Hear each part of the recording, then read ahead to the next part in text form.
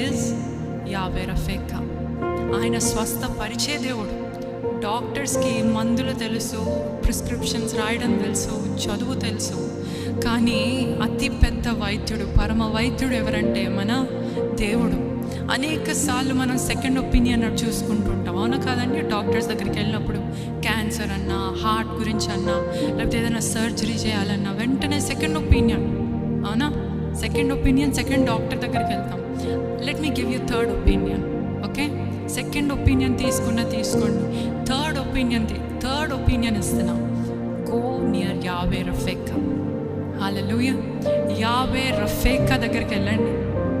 నీకు నిజమైన స్వస్థత దేవుడు ఒక డాక్టర్ నీకు ఇవ్వచ్చు, మందులు ఇవ్వచ్చు, అది స్వస్థపడవచ్చు, మళ్ళీ తిరిగి రావడానికి ఛాన్సెస్ ఉన్నాయి, అవునా కాదండి?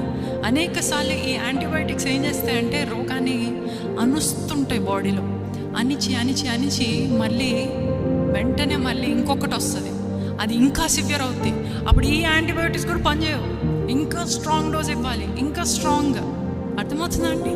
ఇలా ఎన్ని కానీ మన యావే రఫేకా స్వస్థపరిస్తే అది ఎన్నటికి స్వస్థత. ఇంకంతే.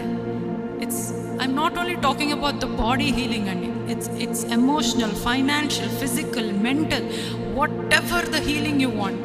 నీ కుటుంబంలో, నీ యొక్క వివాహంలో స్వస్థత అన్నా, బిడ్డల స్వస్థత అన్నా, నీ యొక్క ఎటువంటి సమస్య అయినా హీఈస్ అ హీలర్.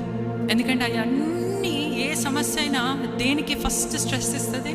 మన మైండ్కే, మన హెల్త్కే, అవునా? మనము బాగుండాలి అని అంటే మన స్థితిగతులు కూడా బాగుండాలి. సో దేవుడు మనకి ఆ స్వస్థత, సమాధానం ఇవ్వాలి అంటే మన స్థితిగతులు కూడా మార్చాలి.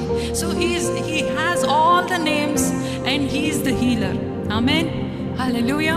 మరి పాట పాడేటప్పుడు సప్పు ఊటల్లా మనం నోట్లో నుండి బయటికి రావాలండి. అర్థమవుతుందా?